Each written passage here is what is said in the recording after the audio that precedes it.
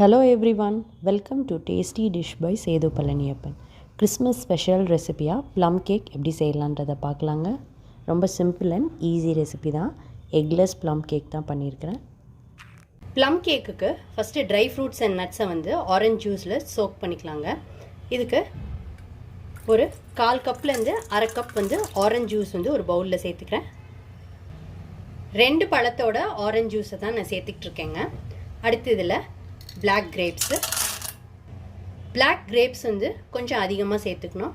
அடுத்து brown grapes, அடுத்து tutti frutti, அடுத்து டேட்ஸ், அடுத்து செரிஸ், அடுத்து கேஷ்யூ.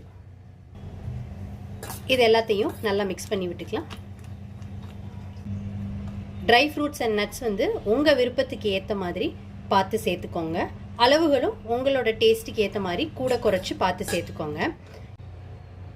இந்த ஆரஞ்ச் ஜூஸில் சோக் பண்ண ட்ரை ஃப்ரூட்ஸ் அண்ட் நட்ஸை மினிமம் 1/2 hour ஊற வைக்கணும்.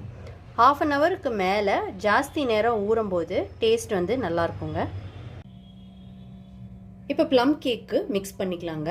ஒரு பவுலில் 1/2 டம்ளர் பால் சேர்த்துக்கிறேன். 1/4 டம்ளர் எண்ணெய் சேர்த்துக்கிறேன். நான் எடுத்துருக்கிற எல்லா மெஷர்மெண்ட்ஸும் ஒரே டம்ளரில் தான் மெஷர் பண்ணியிருக்கிறேங்க. இதை நல்லா மிக்ஸ் பண்ணிக்கலாம். இது நல்லா மிக்ஸ் பண்ணியாச்சு. இப்போ 1/2 டம்ளர் ஜாகரி பவுடர் சேர்த்துக்கிறேன். இது நல்லா மிக்ஸ் பண்ணிக்கலாம். இப்போ ட்ரை இன்க்ரீடியன்ஸ் எல்லாம் சேர்த்துக்கலாங்க. இப்போ 1 டம்ளர் கோதுமை மாவு எடுத்துருக்குறேங்க. இதோட 1 ஸ்பூன் பேக்கிங் பவுடர் சேர்த்துக்கிறேன். பேக்கிங் சோடா 1/4 டீஸ்பூன் சேர்த்துக்கிறேன். இப்போ இது எல்லாத்தையும் சலிச்சு எடுத்துக்கலாம். எல்லா மாவையும் சலிச்சுட்டு சேர்த்துக்கிட்டாச்சுங்க.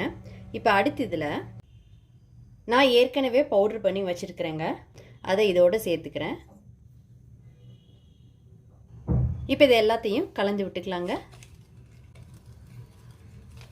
வெண்ணிலா எசன்ஸ் சேர்த்துக்கிறேங்க. ஊற வச்சுருந்த ட்ரை ஃப்ரூட்ஸ் அண்ட் நட்ஸ் அந்த மாவோடு சேர்த்துக்கலாம்.